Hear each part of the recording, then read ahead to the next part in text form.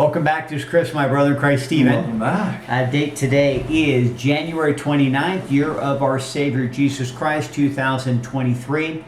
And the title of this video is a continuation called Revelation chapter 9, C as in Charlie. Yes, Revelation chapter 9, C as in Charlie.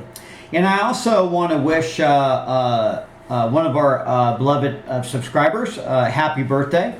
Lynn, I wish you a happy birthday, turning 50 years old on tomorrow.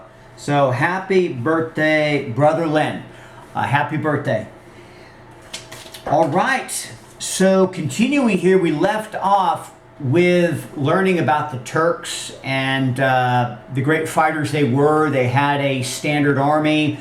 They were grafting in Israelite children, raising them up in the art of warfare, and they became those Israelite children were known as Janissaries within the Turk armed forces, and they became a very powerful, kind of like a special forces within the Turks. So, well, Constantinople was in trouble, so we left off talking about these French knights that were so vain and boastful, and they're saying that they just faced the Turks and they totally underestimated them, and they were pretty much annihilated. So the Turks were drawn up on their hill in a typical way. On the far side of the hill, over in the next valley, was the main body of the Turks. Out in front of that, they put this light, irregular cavalry. Then these French knights charge them, and they had a grand time defeating and driving them into flight. They got themselves thoroughly tired and their horses tired out. They chased the retreating Turkish light cavalry up over the hill, and just beyond them lay the main body of the Turkish army. I think it was like 8,000 against 40,000. So they come over the hill and they're like, whoa, the Turkish forces have been drawn in more or less of a crescent form. Immediately these two wings rushed out, attacking the French on the flanks, closing in back on them, and so they could not retreat. Practically all of the French knights were either killed on the battlefield or captured. The prisoners were practically all massacred the next day by the Turks. They paid dearly for their foolishness and stupidity. By that defeat, the total destruction of the 8,000 man contingency out of a force of only 12,000 to begin with sent the rest of them back in panic flight. Thus, that attempt to drive the Turks out of Europe failed miserably. The Turks moved on and occupied Greece and southern Hungary. Remember what they had taken of the old Roman Empire. So let's do a little bit of a history lesson. So, ladies and gentlemen, understand that the Bible is history, his story. Mm-hmm. We looked at Daniel and the Old Testament and Revelation, the New Testament. This is covering 6,000 years of history. Revelation, the book of Revelation is covering about 2,000 years. And so many times people are so interested in philosophy or prophecy. Now imagine this, if we had a Christian curriculum, and when you enter into elementary school, you're given the study of the Bible, you learn God's true cosmology, you learn about God's book is his story, and his story is unraveling the history books, and all these other books are just filling in more information. And so we would learn through elementary school and through high school about history, not in some jumbled up sea of brute facts which has no cohesive manner, but it would be a continuous line so we could understand who Israel is. And so that would really give us an understanding. Christians could really understand prophecy, but now, today, we are so illiterate when it comes to prophecy. And that is a shame. And I speak from experience, not in a perspective of judgment. So this is about a history lesson. That's what it is. So getting back to Clarence Larkin's 1918 map of the old Roman Empire. Stephen, can they see that? Yes. Okay, so as you can see, this Roman Empire is under the judgment of God. And remember that Israel is God's battle axe and weapons of war, but he's also using other nations as well, non-Israelite nations as well, to break in this pagan Roman Empire. Now, the Turks moved on, and so as we see, let me give you another map. As we can see here, the third parts of the Roman Empire be broken up. Can they see that, Stephen? Yes. All right, so you notice that we talked about, I think in chapter 7 of Revelation, about the Goths, that Israel is God's battle axe and weapons of war. I think that was Jeremiah 51:20, I believe. I could be wrong.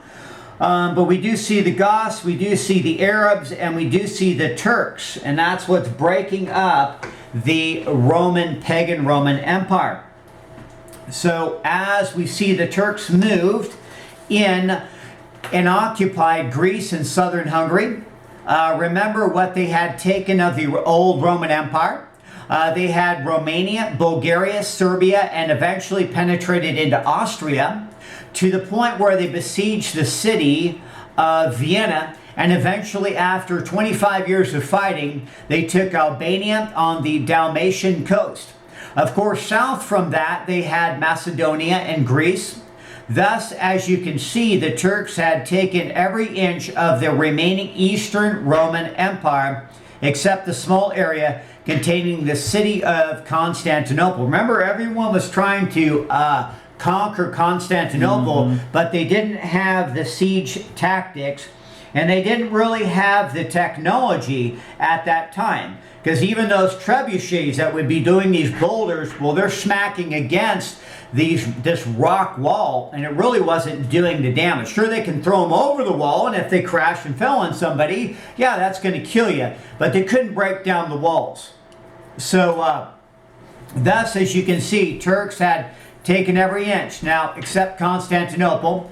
Then the Turks moved up to besiege Constantinople, and they were bought off by a payment of a large annual tribute. The emperor turned one church into a mosque. That was part of the terms the Turks required of him. After getting their first year's tribute payment, the Turks went back and started to besiege it again.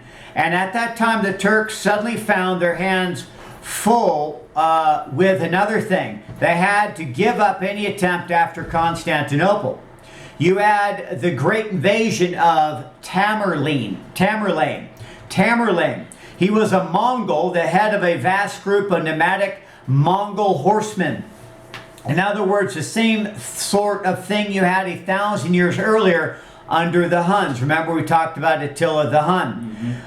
His name was called Tamerlane, or Timur, meaning iron, and lane meaning the lane. Hence, Tamerlane was a corruption of Timurlane by the Europeans who wrote about him. His capital was in Samarkand, and he was quite ambitious. He declared he was going to be ruler of the entire inhabited earth and set out to do it. Do you remember hearing about this guy? No. Just a powerful Mongol. Tamerlane, Yeah. I've heard of, Attila the Hun. Attila the Hun. Yeah. He got a surprising amount of it too. In the 36th year of reign, he conquered all the area from the Great Wall of China to the center of Russia, and southeast of that to the sources of the Ganges River in India, westward to the Mediterranean, the River Nile. That is quite a large accomplishment for that brief of time. Like all the mongrels, he was extremely cruel. Historians have said that he caused more misery and killed more people than any one person had ever lived in all history. When he captured a city, he generally massacred most or all the population. He used to chop off heads and pile these heads up into a huge pyramid outside the city walls. Haven't we seen that even in the Mongol and the Asian aspect where they would cut off a bunch of heads? Yeah. They cut off heads and put them in the trebuchet and shoot them over the wall. Yeah, just to cause fear.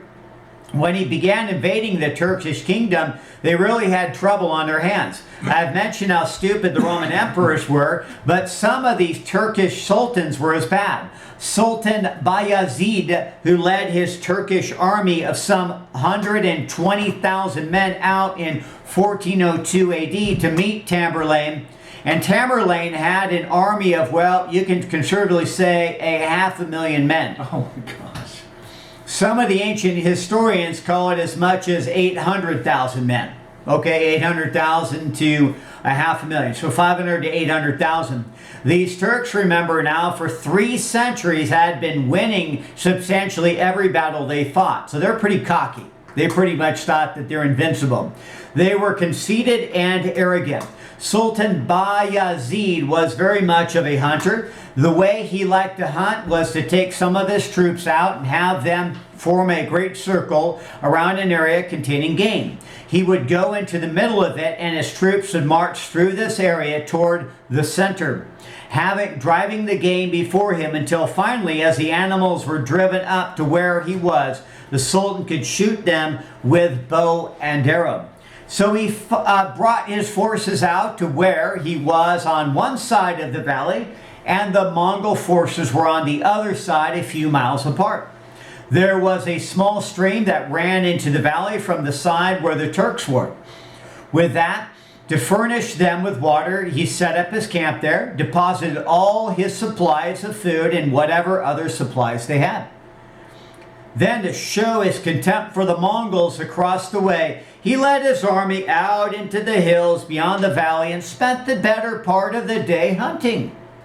Got an army there, but I'll turn my back because I'm so skilled and I'm going to get all my troops in a circle and they're going to beat the bushes and have all this game to me and I'm going to be, using my bow and arrow and killing the game and, that's what I'm going to do. Killing the game? Killing the game, yeah. Very good. So that's what he did. Tiring out his men, of course, to draw the way they had to beat the bushes to drive the game. When he came back to his camp with his tired out, thirsty army, the Mongols had taken his camp and all his food supply. They held the only water source for his thirsty troops. Worn out, thirsty, hungry, his Turkish army had to give battle to the Mongols. And of course, they were practically exterminated by the Mongols. Tamerlane then decided this did not offer enough prospects of worthwhile conquest for him. As I say, he had already carried his forces clear through to the Mediterranean coast, and the Sultan down in Egypt, having insulted him, he sent forces down there to defeat the Egyptians. Remember the Egyptians, remember that Rome lost its bread basket, right, to the Arabs or to the Islam, to the Muslim faith, and the Turks were part of the Muslim faith. When Tamerlane came to the east, he was going to conquer China.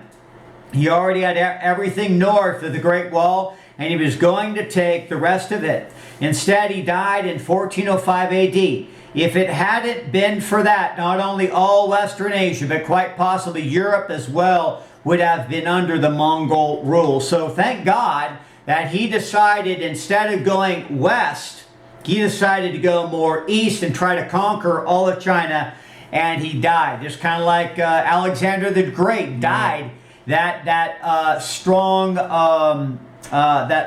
horn was broken in the midst of his strength. So in 1442 to 1444, the Serbians, Hungarians, Albanians, and Poles got together a considerable army and almost drove the Turks out of Europe, but were finally defeated. The Turkish grip on Europe was complete. That is the Balkan part of Europe. In 1453, the Turks besieged Constantinople, and this was the first large-scale and effective use of heavy artillery to batter down city walls in all history. Constantinople had been practically impregnable with those great high stone walls. Of course, the Greeks and Romans had the ballista, a sort of catapult with which to throw big stones. But those were useless against heavy stone walls like that. You could throw them over the wall hoping to hit somebody inside the city, but you could not batter down the walls. But the Turks had big cannon, and they fired these heavy cannonballs which smashed the stones of the walls till finally they would crumble a wall clear to the ground. All right, so he said he bought a book called Bertrand Comparet's talking about this, he bought a little book called Marvels of Prophecy, all right, by Howard Rand. Stephen, can they see that? Yeah. Okay, you notice that cannon right there. That cannon looks like a lion, does it not? Yep. With fire coming out of it. Remember that the book of Revelation is symbolic. Remember when they're talking about Arab and these locusts coming out of Persia. And then we see these lions and breathing out this fire. Well, that's what it is, ladies and gentlemen. The Turks, this is what the Turk is doing. It's breaking down the last part, the last third part of the Roman Empire in Constantinople. And so we see that in the illustration, it is one of these old Turkish cannons. It is a form of an animal. It sits on its haunches, head up, 4 legs on the ground, and the mouth of the thing is, of course, the muzzle of the cannon. Now, as you can see here, a tampon, a plug is inserted in the mouth of it so that rainwater will not collect in the cannon and rust it out.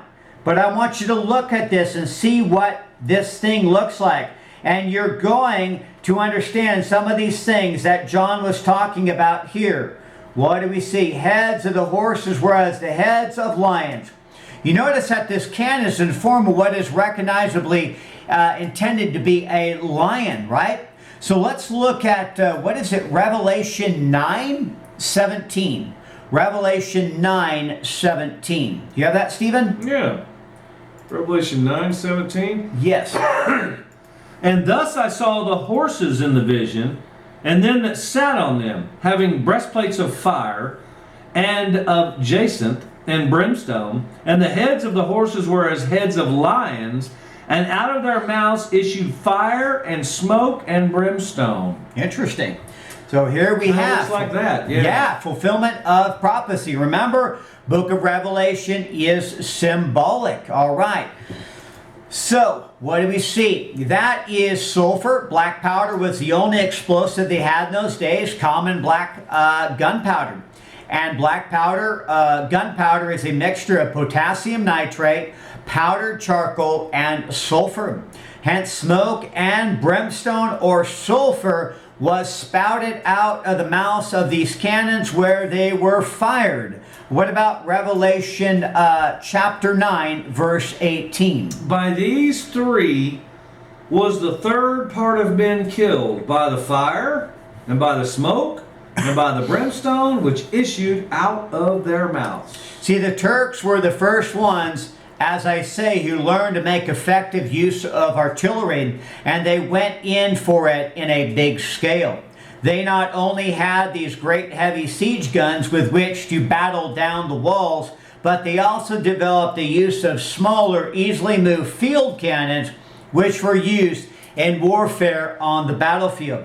You see, if you stuff a few pounds of pebbles and cobblestones and so on in one of these cannons and fire it, you get what is like, in effect, a gigantic shotgun. It just sweeps a terrific swath through enemy troops out in front. And the Turks, as they say, being the professional soldiers par excellence, they had learned to do this, and with their cannon they inflicted quite a number of terrible defeats on the opposing Christian armies.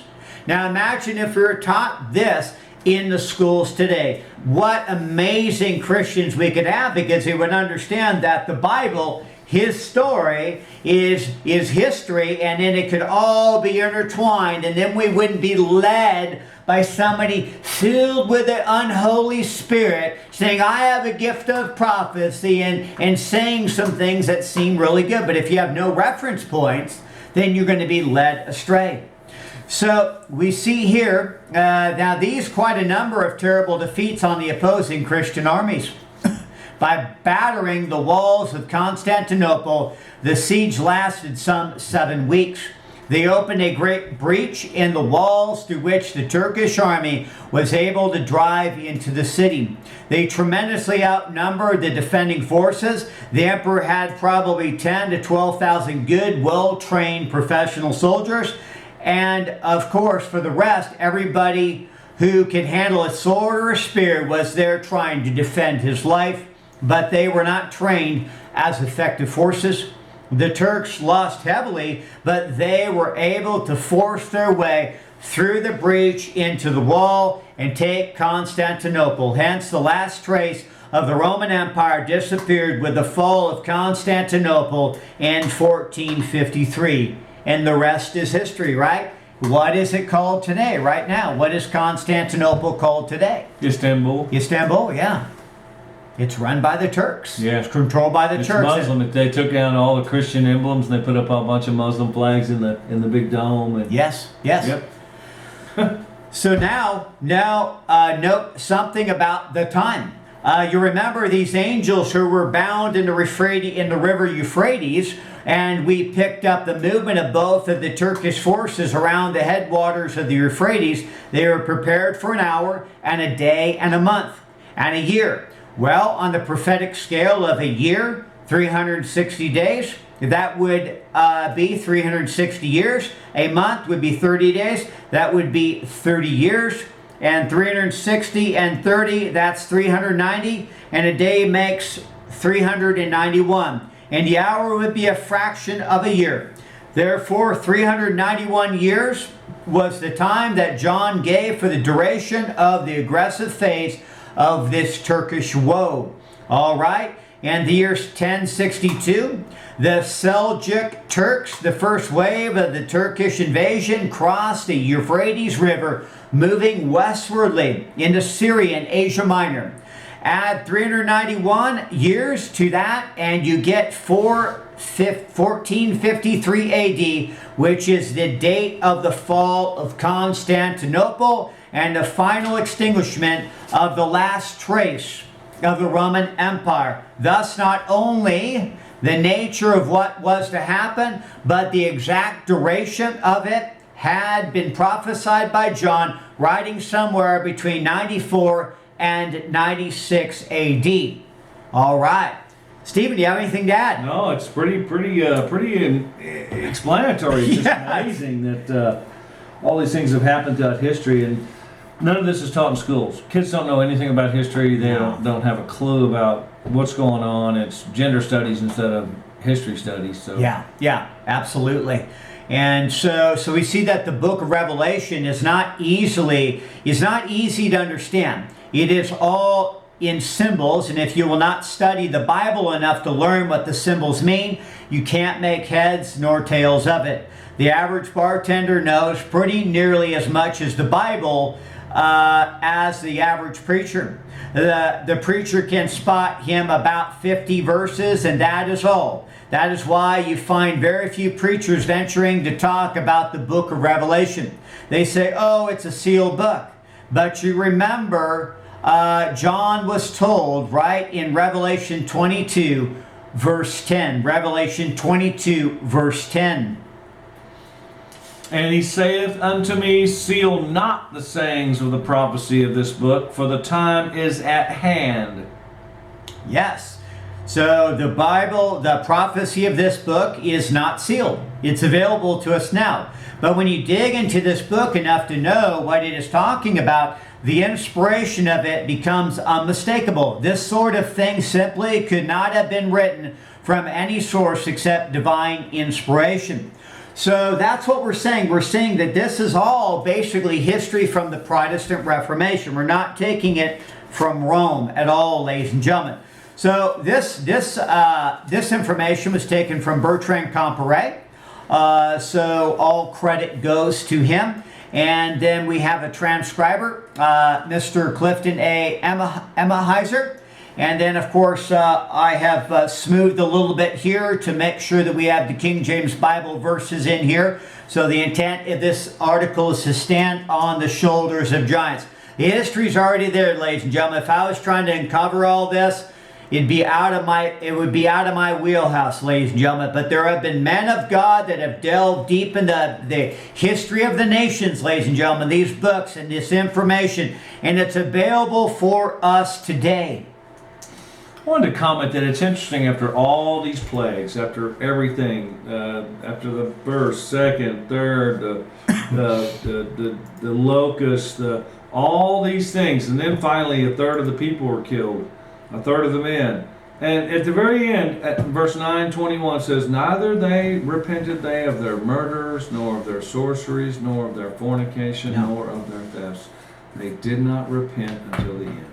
They just Even kept when going. they knew that the end was coming, they still just would not, they could not get rid of their demons. And that's why they wished for death, but they couldn't because they didn't have the Spirit of God to sustain them for martyrdom. We get into chapter 10, we're going to talk about the Reformation in that little book. And a lot of people were filled with the Holy Spirit, and they suffered martyrdom. They weren't like these Roman Catholics say, okay, well, we'll let you subject us to the God of Islam. No. So just to do some recap here, we were talking about in the fifth trumpet in Revelation 9, 1 through 12. I'm not sure if we have enough time, Stephen, to read that. Okay. Yeah, we don't have enough time. But we're going to see here, we'll pick that in the next video, but it says that this was known as the first woe. This is the description of the rise of Mohammedanism, Islam under the Arabs or Saracen Empire, who invaded and conquered a third of the old Roman Empire in 612 to 762 AD. They captured the south and southeast third of the Roman Empire. The Caliph founded Baghdad in 760 AD. So we see from there 5 months in verse 5. All right, so we're going to pick that up. I think it's good for us to focus as a recap on Revelation chapter 9. There's a lot there. And so we're going to learn about these aspects here of the third part of the Turks and the Arabs and even the Goths that were sent by God to destroy the old Roman Empire, and they never repented. So we'll pick it up in the next chapter. God bless you, and come to Jesus Christ. Thank you. Bye.